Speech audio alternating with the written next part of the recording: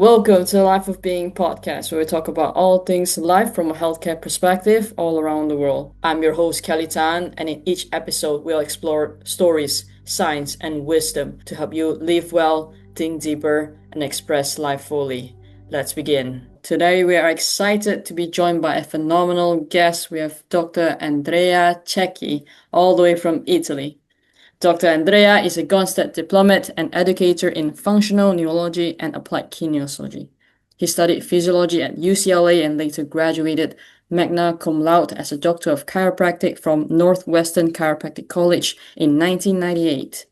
A former competitive swimmer, he has worked with high-level athletes and national sports team and now runs Studio Cecchi Chiropractici Associati in Torino, Italy. Oof.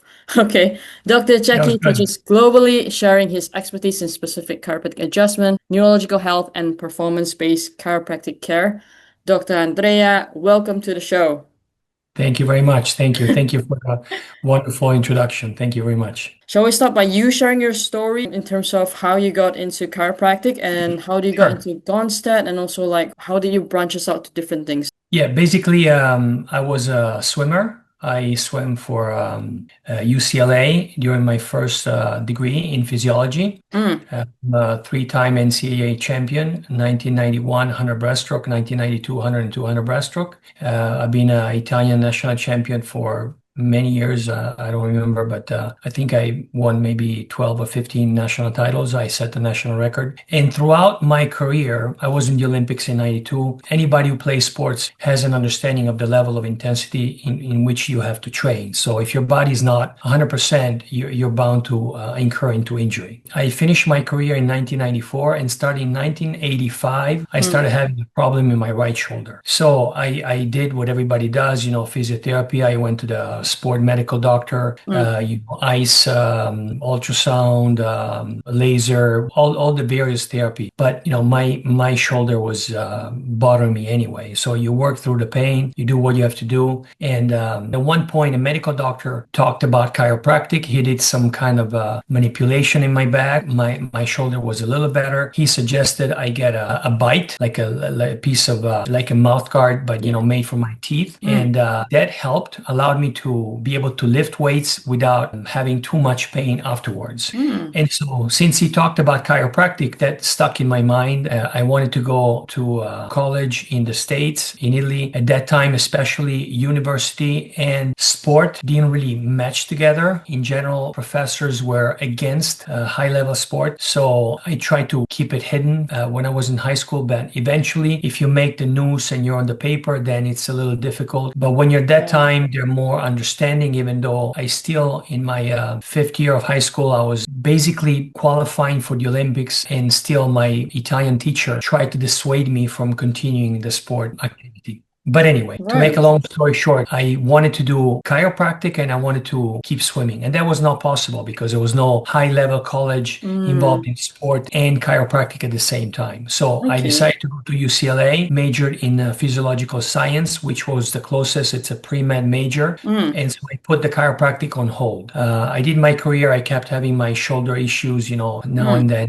Finally, I finished the UCLA and I went to chiropractic school. And I went to Northwestern because my fiance at the time was from Minneapolis. And so to me, one school was like the next one. And mm, I went there because she had some families in Minneapolis. And so that was good. mm. Well, in Minneapolis, I didn't find the best chiropractic education, but I found some probably the best Gonstead doctors. So ever since my first term, I was classmate with another Italian guy, and he had more knowledge on chiropractic than I did. Basically, I didn't know anything. I Mm, just knew I wanted to be a chiropractor. I didn't even know why exactly. So he took me to Dr. Thatcher. Dr. Thatcher is one of the seven doctors that received a letter of recognition from Dr. Gonstead stating that he could have represent Dr. Gonstead in his absence. So he was allowed to teach the method, and he was certified, I mean, at the highest level that he knew the Gonstead method. method. So I spent basically all my 10 terms in his clinic as much as I could. And I was very fortunate. Dr. Thatcher was very generous with his time. A different age chiropractor, those chiropractors are a little more maybe jealous of some of the knowledge they have, but he was very generous with the time. So some things he taught me more than I needed to work. And some things I was able to kind of steal from him. And when you catch the thing, if you talk to him, then he was very candid. He would tell you about it. But if you didn't ask him, he wouldn't tell you. And that's okay. And after that, in the meantime, I met Dr. Pennebaker, another one of my biggest mentor, and he was very generous in all regards. So after I graduated, went to Italy, started my practice right away by myself. I was very fortunate. I had patients right away. And anybody who asked, like you're asking, I would tell them that my biggest fortune was that I had seen some very difficult cases through observing Dr. Thatcher. So my first day in practice was my first day in practice, but I had the baggage, the knowledge. I had seen it done. So I couldn't lie to myself saying that it couldn't be done. If I didn't get it done, it was because I wasn't good enough. I have met many doctors throughout the years, and basically when a doctor is faced with a case that doesn't progress, we basically have two choices. We can say that it's not a chiropractic case, or we can say they were not good enough.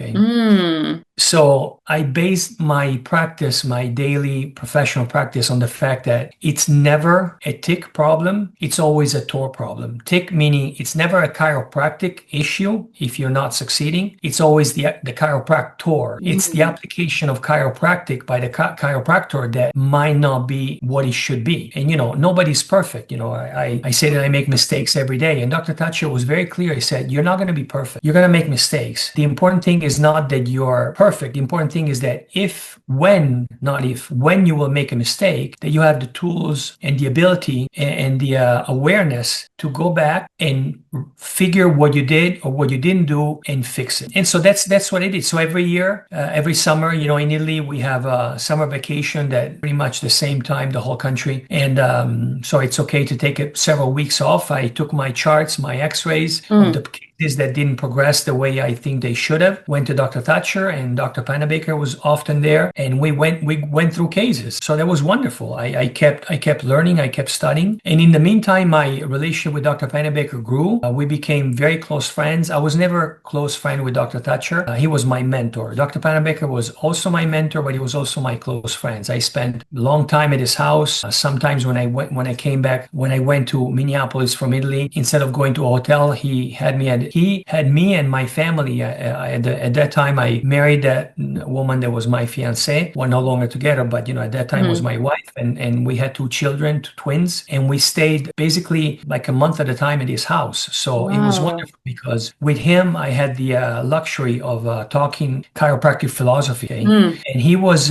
when they reinstated the LCP, the Legion of Chiropractic Philosopher degree, which was the only other degree that B.J. Palmer gave to doctors, he was in the first class that got the degree. And, chances, whatever, destiny, who knows, there were 33 people that got the LCP on the first year that they started the program again. Wow. Just like principal, okay? It was special. So when there was a seminar to go to, if I was there, we'd go together. We drove in the car. We talked hours. He was very knowledgeable, and I would get the knowledge through him and talking to him. I would give him my opinion. I had strong opinions, which, I change my mind the minute you show me that I'm wrong. I don't have a problem with that. But until that time, I am convinced of what I do and what I say. And so that's basically, some years later, Dr. Thatcher passed away, and Dr. Pennebaker remained my mentor. In the meantime, after going back with the charts and the x-ray and everything, and I realized that in some cases I needed to be better.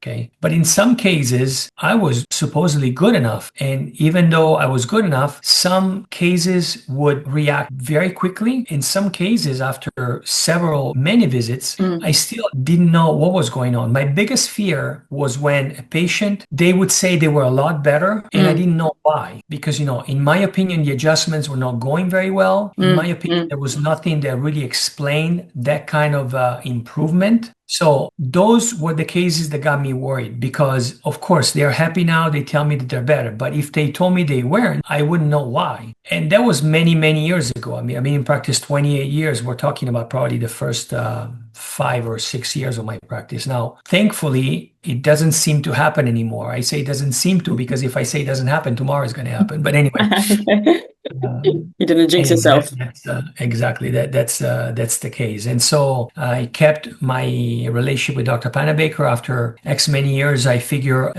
well, I had the presumption to feel like I knew the Gonstead method ever since my first day because I literally spent 4.5 years in Dr. Mm, Thatcher's clinic. Okay. But when I came back to Italy, we got to a point that I had conversation with colleagues and they would say, "Oh, you're a Gonstead doctor." I say, "Yes, well, I'm a Gonstead doctor too." And then I would say something like, "Okay, so you take full spine x-rays, right?" And they would say, "No." I say, "Okay, you use a neuroscope." And they would say, "No." I said, "Well, you have a knee chest." And they would say, "No." And I'm like, "What is it exactly that you do?" "Oh, I adjust on the chair." And I'm like, "Okay." And, if you see mm, what they do, most of the time would be like a yeah, semi-rotary side thrust, which, will crack the heck out of that neck. But I don't know, call that a Gonstead adjustment. I mean, if the patient, I tell everybody, very humble, if the patient get better, whatever you're doing is the right thing. Okay. You don't have to worry about what anybody yeah, says. But nevertheless, if you say Gonstead technique, there are some methods that you should follow to say that you are a Gonstead practitioner. Okay. mm, So I said, well, I'm in a position that I feel that I know the material, but if I talk to someone, I don't have any proof that I know the material. Yeah, I can mm, tell them I study with Dr. Thatcher, but they can say yeah, whatever. So I decided to become a diplomate. I became a diplomate, and at mm, that point, some doctors that I knew started saying, you should teach, and I didn't know. And then, there's no chance. What happened was 2018. I went to my son lives in Los Angeles. I went to visit him.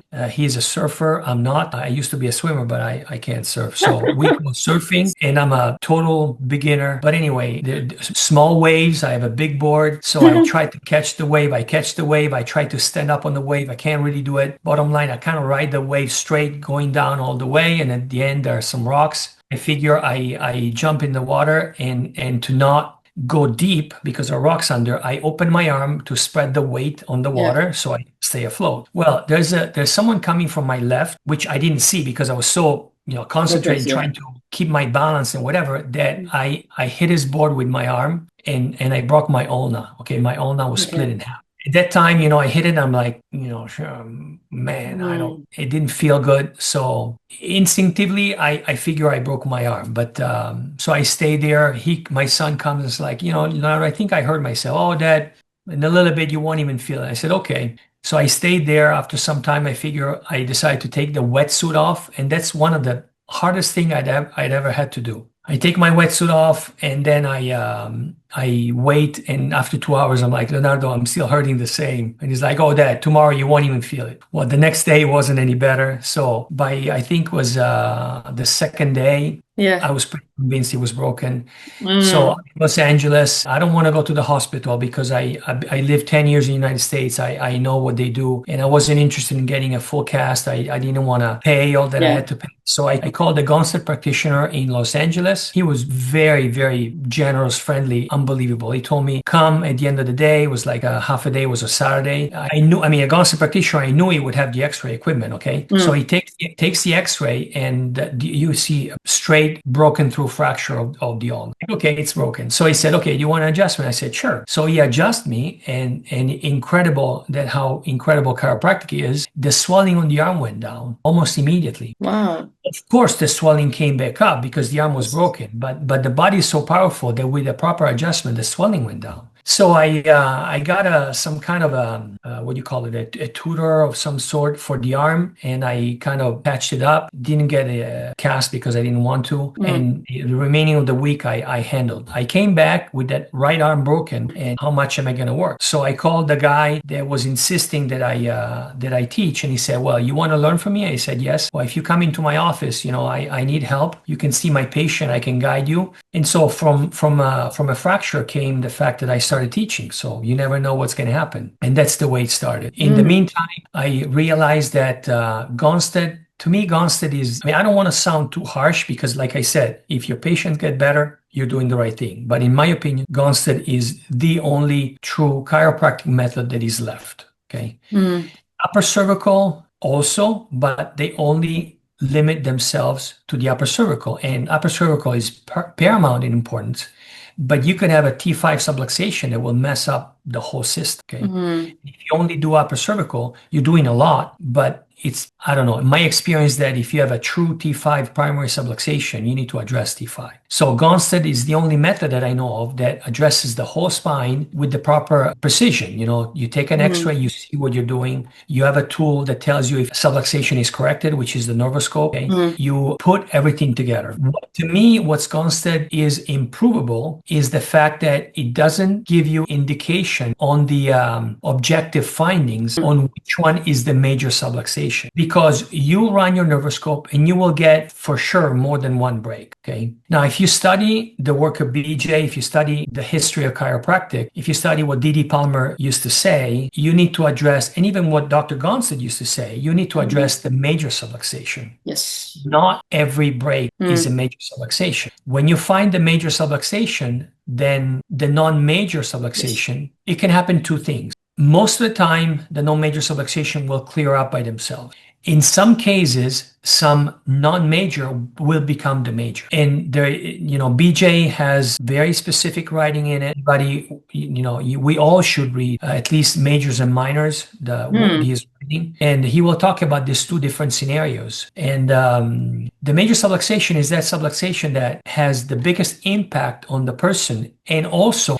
is a subluxation that will have the biggest effect on the symptom or problem that the patient is facing at that time. So if the patient is facing two big problems, they could be related or they could be unrelated. So you start with the one that is impairing their life the most, and then maybe the other one is still there. I think was Dr. Goodhart, you know, we're talking AK, different story, but he said that a dog could have lice and fleas. Okay, there could be problems at the same time. So in my my observation, Dr. Gonstead he had so much knowledge that he would know which one was the major, even though he would get more than one break. Okay. But he was working every day, the full day. They said that, you know, he never finished working on the same day he went to work because he started in the morning and worked until, you know, the next morning. Yeah. And not very many people are willing to do that. I'm not willing to do that. Okay. I work because I enjoy it. I feel it's a mission. It's a mission that paid me very well. You know, I'm very comfortable, but at the same time, I still want to spend time with my kids. I want to spend a little time enjoying myself. I like sports.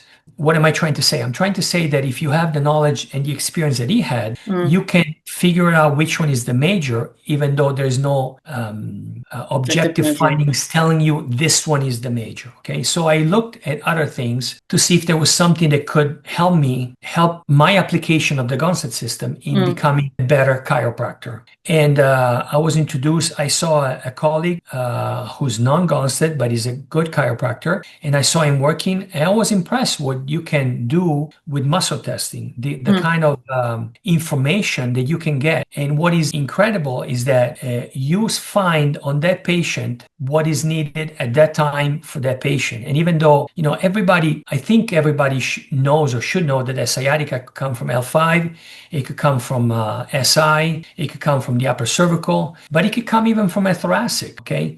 So if you get 3 different breaks, then the only thing that you can do is going with the most probable. You have another tool that can help you discern and decide, then you're going to be a better chiropractor. You're going to be a better Gonstead chiropractor, okay? Because you apply the whole method and you have an extra test. In fact, in the 6 steps of the Gonstead method, you know, of course, we have history, visualization, instrumentation, then you have static palpation, motion palpation, and we say X-ray. But X-ray is actually any extra special test.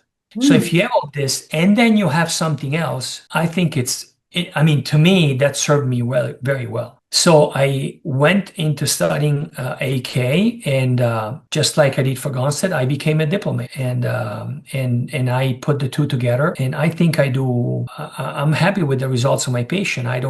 Ever since I started doing the things together. I have like, I'm always afraid of saying these things because tomorrow is going to happen, but I don't have bad reactions. Okay. Mm, I have an additional information on when to stop. I have additional information when is needed and when is not needed. Of course, the nervoscope will tell you that as well, but it's you have to be very good with the nervoscope to get that information that you are beyond any reasonable doubt. mm, If you have that and something else and you put them together, to me, it gave me a higher level of confidence. In the meantime, I was exposed to functional neurology. When I started, I was determined to become a diplomate in functional neurology as well. I started following Dr. Carrick in Amsterdam, and I did it for many years. I don't know, many seminars. mm, And I got a lot of knowledge that helped me make sense of the things that I would see mm, with the adjustment, helped me make sense of many things, helped me explain some of the chiropractic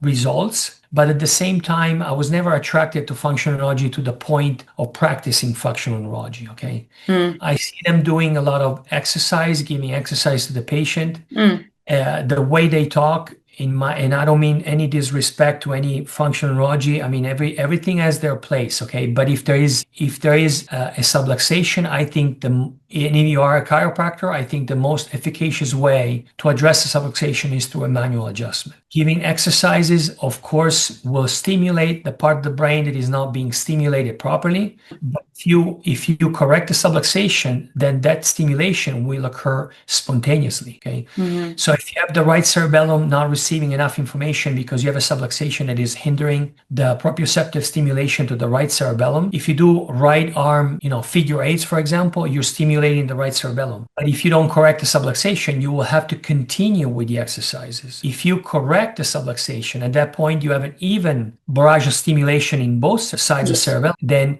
if anybody does that, usually what it's found is that you don't need to do the exercise anymore, or you don't need to do them for that long. In the beginning, I started giving exercises to my patient, and then the subsequent visit, only a few days after, I found the opposite. So if mm, I found deficit on the right side and I found deficit on the left side, then I didn't know what to do. So I stopped giving exercises, just doing the adjustment, but measuring if there was a deficit and where it was. mm, And I found that 90+% of the time, if the adjustment is done properly, you don't need any extra mm, mm, exercise or stimulation. So mm, if I have someone that after, a full cycle, after 1 or 2 re-exams, still exhibits some deficiencies in particular areas, then I will do exercise or functional neurology or stuff like that. You were very kind in your introduction, but I never taught functional neurology, and I don't feel I have enough knowledge. mm. I teach Gonstead and I teach AK. Okay. And I keep them very separate unless there's someone who wants to do that. And if I teach Gonstead, it's only Gonstead to be true to the system. But if I see someone, I will put my Gonstead knowledge, my AK knowledge, and my functional neurology knowledge together at the service of the patient. Mm. When I teach, I keep things very separate. How does it work for you then? In terms of, do you scope that person first, or do you check the AK first? How does it work for you? Well, it depends person to person. My first exam is a combination. I do the visualization, I do the scoping, I do some muscle testing, and I do a bunch of neurology tests. Then every one of my patients gets a full spine X-rays. I had to develop in Italy. We cannot prescribe X-rays, let alone take it. So we have to refer, and I created a system in which I had the opportunity to teach the techs of these facilities because I developed a good relationship with the medical doctors. They allow me to do that. Well, for them it's business, and they could see that I was professional. What I was asking was legitimate. And I found a lot more hostility in my 28 years of practice in talking about taking a full spine x-rays from colleagues than from doctors. Okay. Yeah. Medical doctors don't have any problem with imaging. I mean, they love imaging. That's what they do. One time now in Italy, the law says that in order to take a full spine x-rays, a medical doctor has to make a prescription. So one time I had a patient from abroad. I think it was from, I don't remember. It was a different country. He came to see me and I sent him to take an x-ray and he didn't have the prescription, and the medical doctor from the facility that I take X-ray was a different one, not the one that knew me. Yes. He was kind of upset, why is this person coming for, why do you need an X-ray? So I said, well, because, I'm going to do this, and that. And, I feel that I need to know. I don't want to make a mistake. I want to make sure Yes. that what I'm doing, I don't suspect any particular pathology, but I need to make some measurements. And he Yes. said, okay, that makes sense. Okay, I'll allow the X-ray. So it's Easy. Yeah. it's just I don't find animosity from different professions. Osteopaths, everybody seems to hate osteopaths, and medical doctors. I don't think they are the enemy. I mean, the enemy is malfunction. The enemy is disease. The Mm. enemy.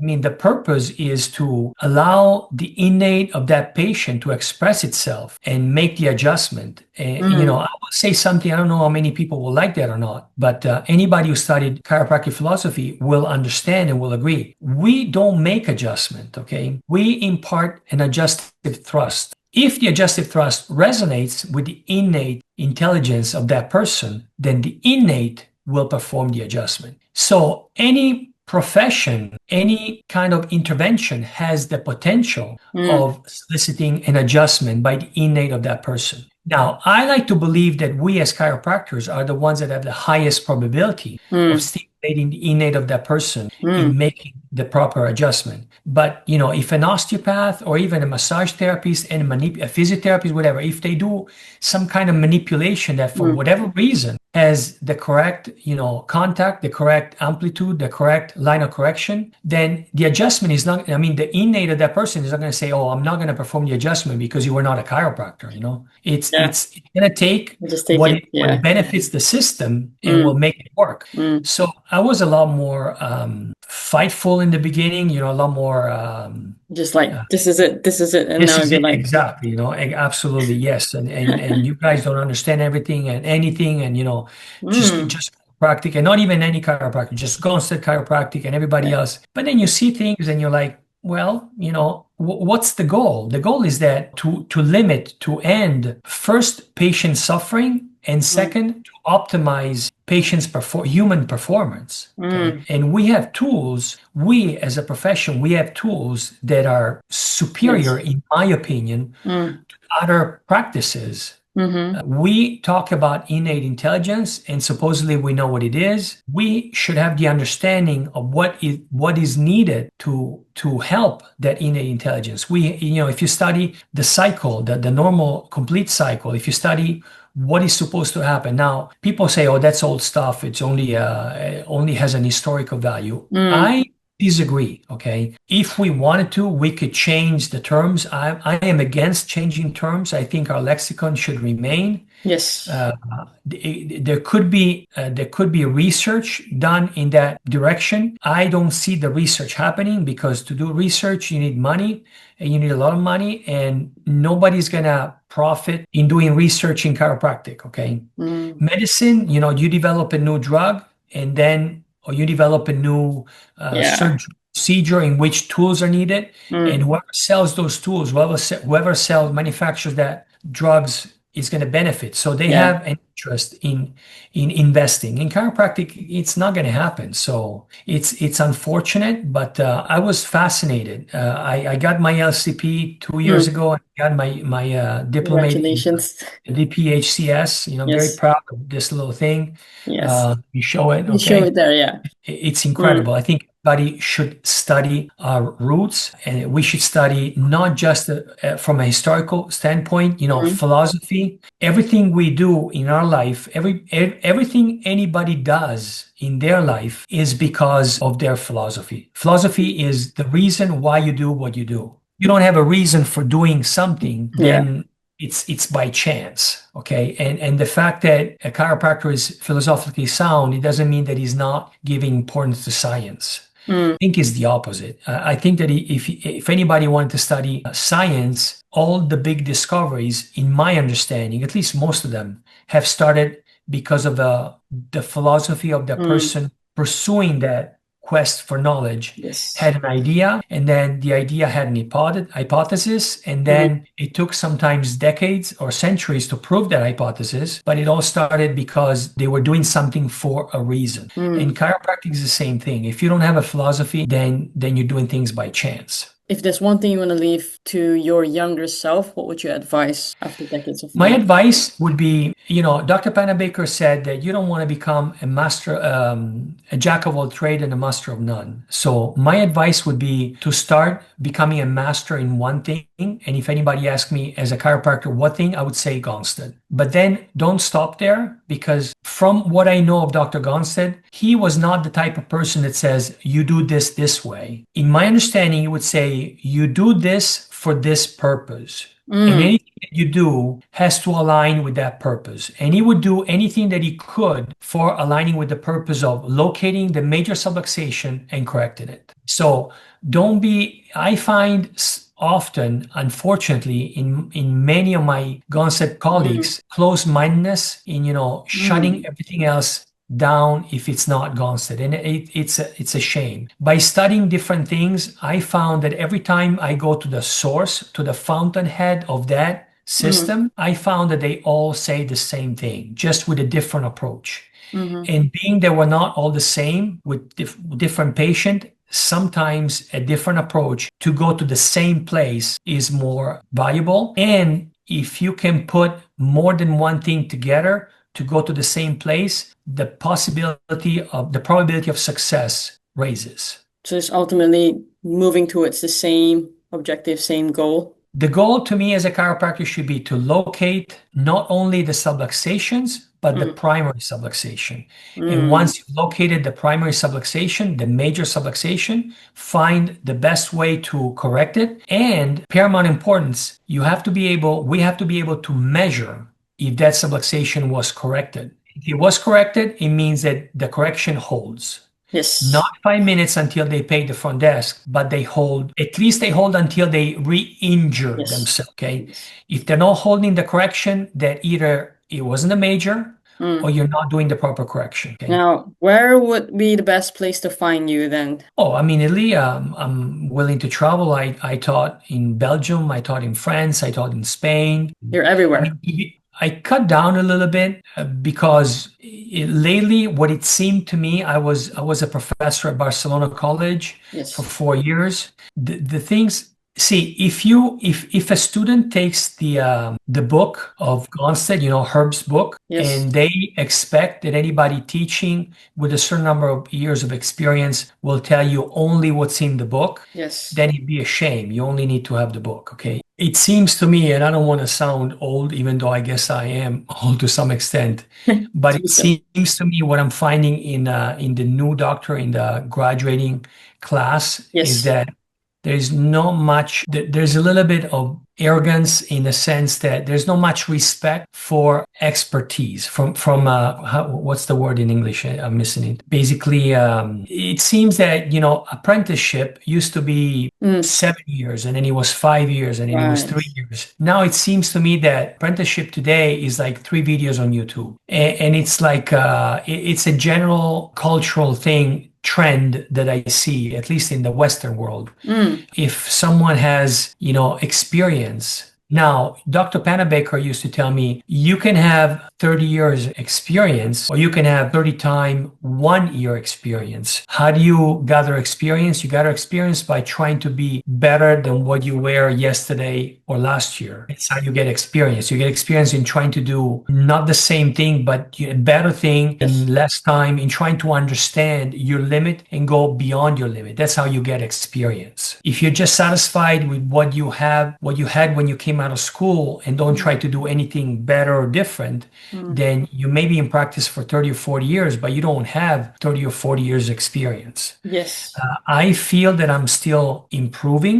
I'm still getting better. And why do I say that? I say that because I find myself having a hypothesis in my head, an expectation, and finding something different and accepting it. And then what is going to tell you if you did right or wrong? Well, the result of the next time. It's much better to have a patient leaving your office feeling bad, feeling worse than the way they came in, but see them the next visit feeling a lot better than having a patient leaving your office, free of pain, and then next time they're a lot worse. Okay. Functionality teaches us that if you fry enough brain cells, you will not feel the nociception in your body. But if you heighten the function of your brain, you may feel the nociception a lot more, but that could be a stimulation to heal that damaged part of your body so the nociception is diminished. And the next time, the pain is less. Dr. Virgil Strang said something in the sense that a symptom only tells us that a change has occurred. It doesn't tell you in which direction. So if anybody has a way to actually measure on the patient what needs to be done, and then if you have a way of measuring if you did it, and then you're done. Yes. You're done. No matter how the patient feels, you're done. And that's difficult. It's not difficult. It's challenging because if you're a semi-good doctor, you want to relieve the suffering. You want to relieve the pain. Sometimes people come to me, oh, I had this pain, blah blah. Well, you have pain because you're supposed to have pain. You're not. You have a damage. You have a problem. You're supposed to feel the pain, and be happy that you feel the pain because it means that your brain is working. And the painful part is connected to your brain, and you are aware of that part. The one that you mentioned just now is similar to retracing, isn't it? Where people sometimes will heighten their symptoms. Not necessarily. Retracing, it's something that, it's spoken in chiropractic, is very valuable, but it's not necessarily the same thing. Okay. What would you say is the difference? Well, retracing could be like the best way that I can explain, not very scientific, but the typical onion layers. And it could be that you lay compensation on top of compensation on top of compensation. So when you peel the layer back, you're kind of feeling the different steps that got you to the last compensation. Okay. What I was talking about was a physiological, actual functional activity of your brain. So if you think about it, the person on a wheelchair doesn't have any leg pain, typically. So what's the best thing that could happen to someone in a wheelchair as far as their legs, the function of the legs? The best thing could happen if you do something to help them. The best that they can tell you the next time, of course, the best would be they can walk. But, if it's not going to happen that way, they usually tell you they start feeling their legs, and they usually start feeling pain in their legs. And they should feel pain because their legs are not functioning properly. So if they feel pain, it's what it's supposed to be. But nowadays, especially in the United States, but even in Europe, pain is bad. Yeah. I saw a movie recently. There's a movie, I don't remember the title, but the protagonist, the main character, is someone that has that very special condition for which he doesn't feel pain. I don't know if you saw it. No. He doesn't feel any pain. So it's an entertaining movie. He puts his hand in boiling oil to get a gun and pulls the hand out.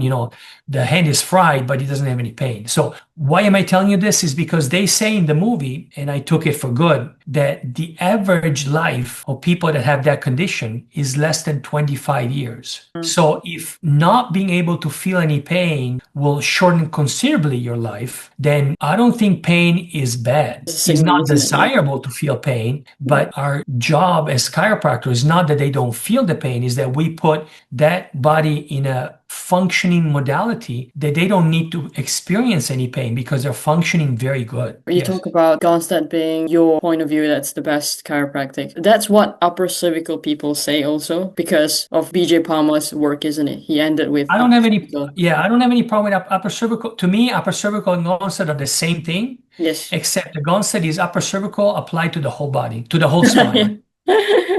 Yes. That's the only thing. I don't. Hopefully, I don't offend anybody. But no. I go along. I get along very well with people with upper cervical. I mean, they take the X-ray, they do the measuring, they use the instrumentation, but they limit themselves up there. And what I was saying before, I do a lot of upper cervical. oftentimes I start with upper cervical because it's what I find. Okay. Mm-hmm. So I'm going to tell you, the foundation principle. You start Yes. with pelvis, L5. I did that for many years, and but now instead of having some kind of protocol, I Mm. have a protocol that will help me find that person at that moment. What do they need first? And by doing that, sometimes is the bottom, but in my practicing experience, most of the time is the upper cervical. And I go from the upper cervical usually for a few times I find that, then I find the bottom, and then I kind of go back and forth. And then after that, I move up the spine, but I don't decide. I do my testing, Yes. and depending on what indicated to me by Mm-hmm. that person's body with the testing that I do, Mm. that's what I follow. And ever since I started doing that, like I told you, I had less reactions.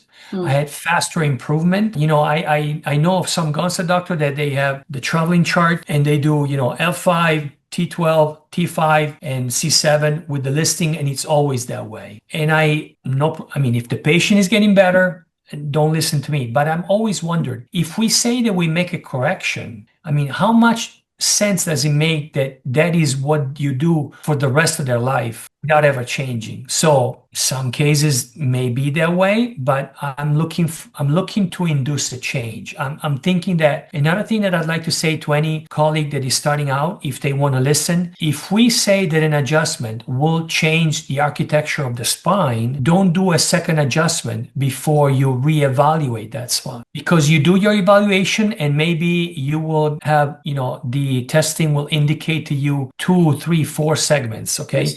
But after you address the first one that you are supposed to decide it's the major one, Yes. then you have changed the architecture of that spine. At that moment, if you don't reevaluate, then you are adjusting the patient based on an old evaluation. It may be 3 minutes old, but if you actually made a change, that is old. Yes. If someone wants to be doing what you're doing, combining Gonstead with objective measures from AK, understanding knowledge from functional neurology, where would you point to them to start first? Gonstead is the first thing, okay? When you become proficient in Gonstead, and then another thing, today everybody's looking at X-ray on the telephone. X-ray need to be seen on a 1-to-1 measurement ratio, okay? Mm. Used to be the X-ray were only films. So films were, 14 by 36. You need to have the big view box, and that's what Mm. you do. Mm. Now with digital, it's great. But if you want to look at X-rays digitally, you need to have a 55-inch TV mounted Mm. vertical. And Mm. on that, you can see a 1-to-1 magnification X-ray digital, AP and lateral. If you look at the X-ray on your telephone and you're making it bigger and making it smaller, going from the lateral to the AP, you will never. I mean, it's a lot more challenging, okay? Mm. Studying X-rays, it's an art. I mean, it's a science and it's an art, and it requires years of expertise. I had the fortune, I met Phyllis Markham. Phyllis Markham was the lady that was marking X-rays for Dr. Gonstead. Mm. I didn't spend very much time with her, but Dr. Thatcher was a master in marking X-rays. From the X-ray of someone, you can tell most of their symptoms just looking at the X-ray, okay? What I was saying, as a profession, in my opinion, to be a good chiropractor, we need to be able to have the X-ray, be able to study the X-ray, okay? Have the best tool to locate the subluxation, have a system to find out which one is the major subluxation. Mm. And then once you address that, you have to recheck. Now, like BJ was saying, you either have a major or you have a combination major. Rarely you can have a combination major and another major. So at the most, in some rare cases, is 3 adjustment. But my advice to anybody, unless you are in a position that you know the patient very well, you have experimented is not the best word, but you have enough experience with that case that you know that's what you need to do with them. You do one intervention, you do one adjustment, you reevaluate. It doesn't take very long to do an evaluation, but it should take you 90% of the it should take you 70-80% of the time to decide what to do, 5-10% of the time to do it, and then 10-20% to reevaluate. Mm. And if the reevaluation is positive, you're done. If not, you start over again. Very simple. Where would be the best place to find you in terms of your website or Yeah, any my service website, perhaps? my website is chirochecki.com. So Chiro, Chiro, everybody knows that. My last name is Cecchi. So Charlie Echo, Charlie Charlie Hotel Indiana.com or .it. It's the same thing. You will get to the same website. Or you can call me. Okay. I'm an old-fashioned guy, call me. I answer the Yes. phone. If I'm busy, I'll answer and I'll tell you, we'll talk later the next Yeah. day, whatever, but call me is the best way. Yeah, we'll leave your information if anyone wants to find you or reach out to you. Any questions, feel free to reach out to you. And Sure. I'm really thankful for your time and you sharing your stories, your knowledge, your wisdom with us today. Thank you so much for your time, Dr. Andrea. If anybody wanted to contact me, I'd be very happy to put my knowledge at anybody's service if they want to. But if they send me an email, my answer is going to be send me your phone number and I will call you because I'm not gonna I don't mind writing, but I'm Calling is writing and you easier. have a question and it's going to take forever. So Yeah. I'll call you my expenses. Just send me in your email, send the phone number and I will call you. All right. Thank you so much for your time, and we look forward to see you real soon too. Hopefully Thank you, sometime Kelly. Thank soon. you very much. Thank you for doing that. Thank you for tuning in to the Life of Being podcast. Let us know what is your one key takeaway from this episode. And if this conversation inspired you, share it with a friend who might find it helpful today. Until next time, take care of your health and take care of your being.